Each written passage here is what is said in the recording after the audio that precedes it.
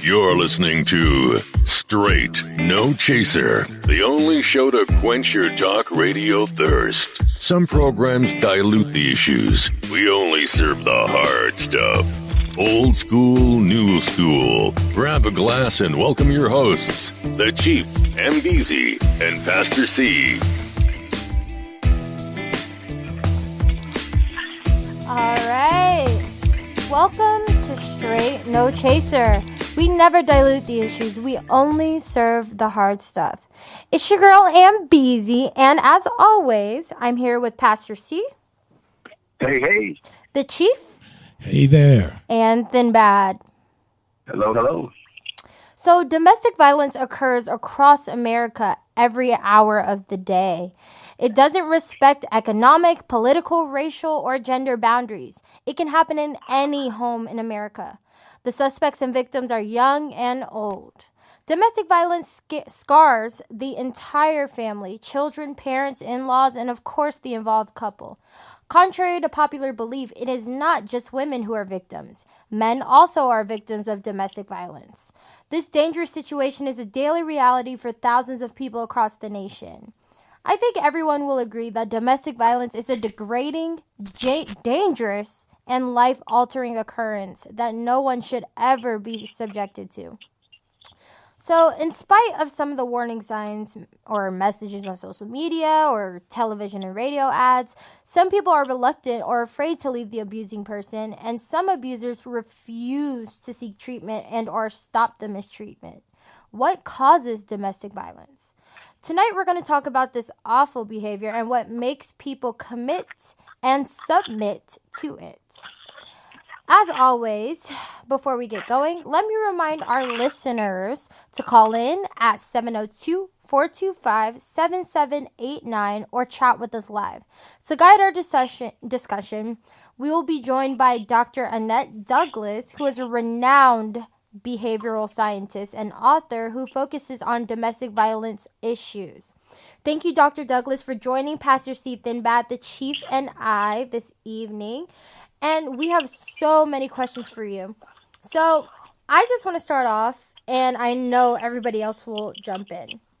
So not to insult anybody's intelligence, but what is domestic violence and how often does it occur? Why, good evening to everyone. I can answer that question, and I'm sure everyone has a different definition.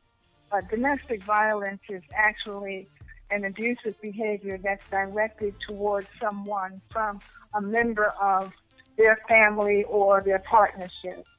And it's abuse can be in verbal, can be in hands-on, it can be in actions towards one another. It also can be some sort of a sexual. Interesting. So when you say that, how often does it occur? Mm-hmm. Every day in our society. You can say within 60 minutes there has been some sort of abuse in a household somewhere. Mm. Not only in the home, but actually outside. Because what happens is the abuse in the home with the domestic partner carries into the workplace. Mm. And then when it goes into the workplace, it just has another title. Wow. So, Dr. Douglas, I'm sorry, did I cut you off, Thin Bad? No. Dr. Douglas, I wanted to ask you a question about it. So, what is the leading cause for domestic violence? I mean, what is it that just causes people to just feel that I can't talk about this any longer? I just have to start getting physical. Is there a trigger, or what is it that causes this behavior? Well, you said a good point. You made a good point when you said, is there a trigger? It's usually something traumatically that has occurred in the person's lifestyle from the day that they're born, because that's when we have our cognitive values developing. We learn from one another. We have, for instance, we learn to listen, but we don't need to learn to use our mouth. We don't need to learn how to use our eyes. So this is another type of behavior that we learn from others. We learn from society. We learn from our social values. And then it's triggered, as you said, based on something that someone could say to trigger the mind. It could be triggered based on some action. It could be triggered from a traumatic experience that abuser has had in their lifetime. And that could also trigger. Like they say, when someone at work is in an unusual, violent, uncontrollable behavior, they call it that person went postal. Okay, and the term came from that years and years ago there was a post office worker that just carried out some violence against his fellow employees, so the term postal came up, and that's what some people use. So it was a triggering that occurred the behavior to happen. Unfortunately, because Dr. it's in the domestic... I'm sorry. No. Go ahead. I'm sorry. Go ahead. Okay. Unfortunately, because it's in the home value, it's difficult for the victim to make a move. And it's difficult on the abuser as well. So you had a question, sir? Yes, ma'am, Dr. Douglas. This is Pastor C, and we are so glad that you have joined us. I want to ask a question. I was in a class, and I was taught that hurt people hurt people. It is a saying that is said, if you're already hurt, you're going to perpetuate that. What was done to you, you will do to others. Would you agree, or I would love to hear your thought process on that. Do you think that the abuser was once abused themselves? That can happen. That can be. Like I said, it's picked up. It's learned behavior. That person could have been abused, or that person could have witnessed the abuse. And that's where I look at the cry of the child, because it's an intergenerational pattern. And sometimes children hear their parents arguing or throwing pots or daggers at one another. Now, that child was not physically abused, but that child was actually abused by experiencing the third-party trauma. So, yes, it does carry over. It definitely does. Wow, thank you. So, Dr. Douglas, it's ironic that Pastor C asked that question. I happened to hear him on Sunday, and he was talking about commitments but he also reminded folks, because it was commitment, he was discussing commitments in terms of your relationships, but he was also careful to point out to folks not to allow the biblical references and all the other advice that you get from your friends and elders to make you do foolish things like just stay around and get your head torn off. Why is it that people stay? I mean, you find people that have been literally beaten to a pulp, and they stay.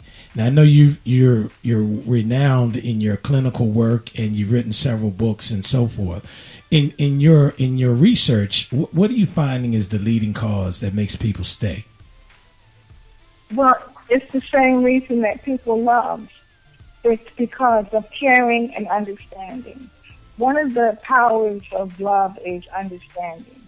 Some people can go around, mostly they're young people, who say, oh, I just love him, or I just love her, and they don't have the definition of love.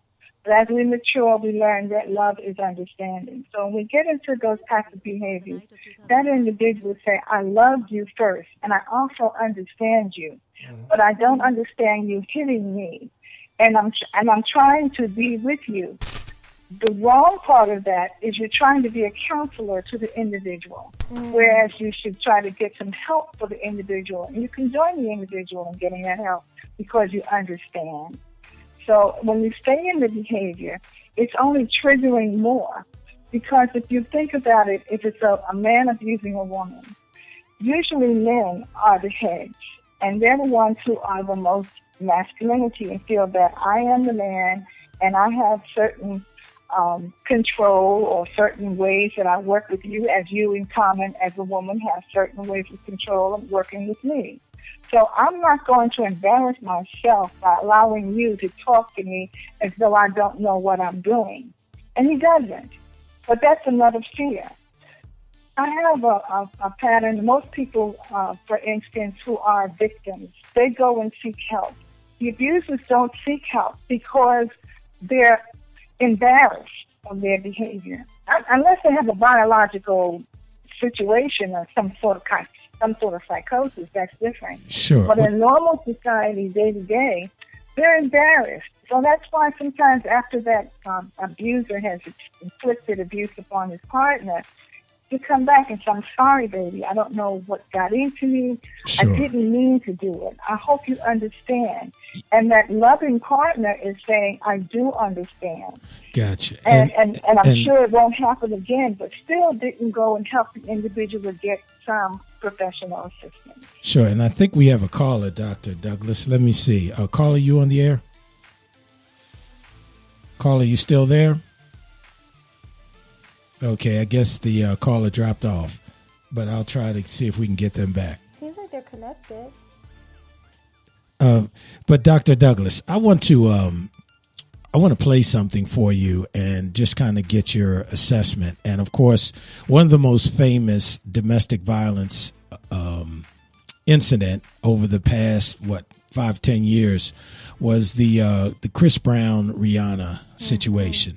So I want to play a quick clip for you, Dr. Douglas, and just kind of get your assessment.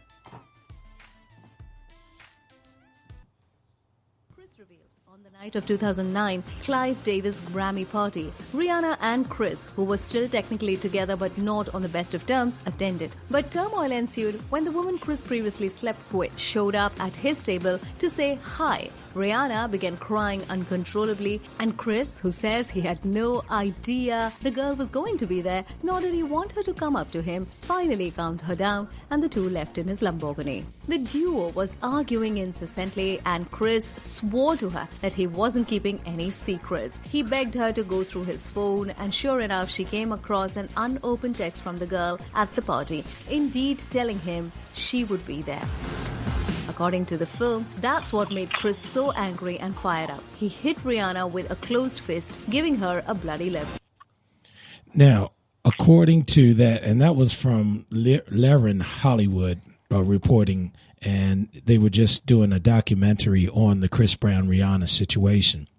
And according to their reporting, the whole situation blew up because of a text message for a girl who was supposed to attend a party given by Clive Davis.